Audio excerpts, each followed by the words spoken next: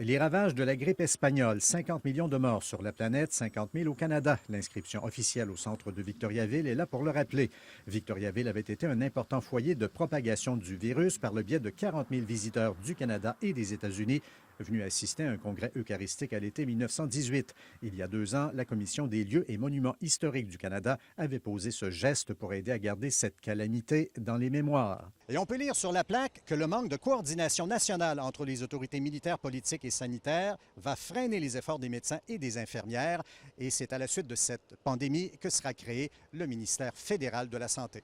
Regardez ici, c'est toutes des sépultures. Dans le vieux registre des sépultures, on voit clairement le nombre de décès monter en flèche entre septembre et novembre 1918. Victoriaville avait été sévèrement éprouvée.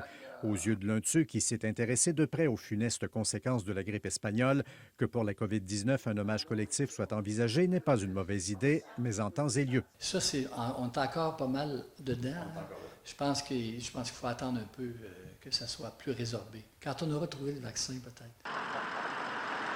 Ces visiteurs montréalais constatent qu'il y a déjà eu bien pire que la COVID-19. Reste qu'un geste commémoratif de plus ne sera pas superflu. Déjà là, notre premier ministre le faisait quotidiennement avec sa conférence et c'était touchant.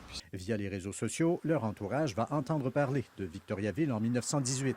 En fait, c'est que je ne savais pas à quel moment avait eu lieu la grippe espagnole. La ville s'en tire quand même beaucoup mieux cette fois-ci. Depuis le tout début de la crise, 27 cas d'infection et pas un seul décès. Louis Cloutier, TVA Nouvelles, Victoriaville.